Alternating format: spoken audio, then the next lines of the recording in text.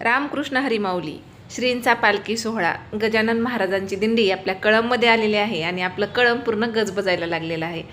आसपासच्या गावातली मंडळी, कळंबची मंडळी सगळेजण मिळून या पालखीमध्ये येतात गजानन महाराजांचं दर्शन घेण्यासाठी. तर आम्ही पण दर्शनासाठी चाललेलो आहोत. प्रत्येक वर्षी गजानन महाराजांची पालखी कळंबमधून पंढरपूरकडे जाते आणि आम्हाला दर्शन घ्यायला मिळतं. आता आम्हाला वारीमध्ये सहभागी होता येत नाही किंवा जाणं होत नाही, त्यामुळे आम्ही गजानन महाराजांच्या पालखीचं दर्शन घेतो आणि तिथे खरंच इतकं प्रसन्न वाटतं. एकच जयघोष असतो, विठ्ठल विठ्ठल आणि जय हरी माऊली. सगळेजण माऊली माऊली एकमेकांना बोलतात. तर खरंच हे वातावरण खूप प्रसन्न असतं आणि असं वाटतं की आपण पण विठ्ठलांकडे वारीला निघालेलो आहोत. तेवढाच अनमोल क्षण आपल्याला तिथे पाहायला मिळतो. यावर्षी तर एवढी गर्दी झाली होती, ही भरपूर मोठी रांग लागली होती आणि सगळीकडे आपल्याला सगळे माऊलीच पाहायला भेटत होते, कारण की यावेळेस खरंच खूप गर्दी झाली होती.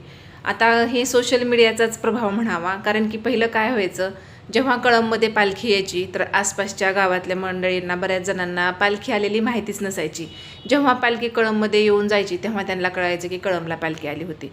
तर सोशल मीडियाचा हा एक चांगला फायदाच म्हणावा, कारण की सगळ्यांना दर्शन घेता येतं. गजानन महाराजांची पालखी येणार म्हटलं की आता सकाळपासूनच कळंबमध्ये गर्दी व्हायला चालू होते आणि बरेच जण तर कळंबच्या पलीकडे पालखी असते तिकडे जाऊन पालखीसोबत चालत येतात. म्हणजे हे एक सोशल मीडियाचा फायदाच आहे, जेणेकरून सगळ्यांना आता ही पालखी येते आणि सगळ्यांना दर्शन घेतात आणि आमच्यासारख्यांना व्हिडिओ बनवायला तेवढाच चान्स मिळतो. तर मी असं का म्हणते, आपण कोणाच्या तोंडाला हात लावू शकत नाही.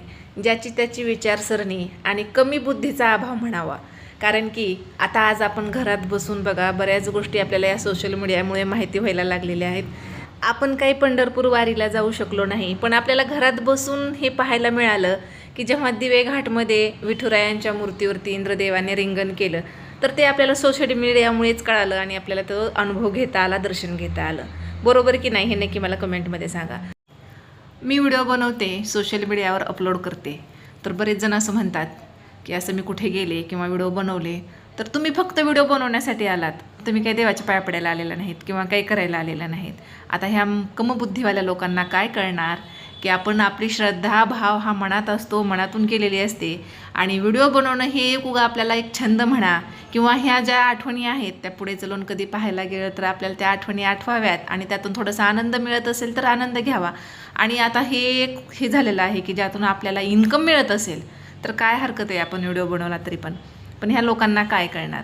आणि बरेच जण सरळ सरळ तोंडावर बोलतात की तुम्ही फक्त व्हिडिओ बनवण्यासाठी आलेला आहात. तर मी म्हणले ना की ज्याची त्याची विचारसरणी, ज्याची त्याची मानसिकता, आपण कोणाच्या तोंडाला हात लावू शकत नाही. माझ्या घरातून सगळ्यांचा मला फुल सपोर्ट आहे.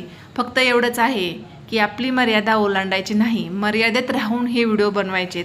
तर ते तर माझं आहेच. माझ्या घरच्यांना माझे व्हिडिओ आवडतात, मला कोणाला एक्सप्लेन करायची गरज नाही आहे.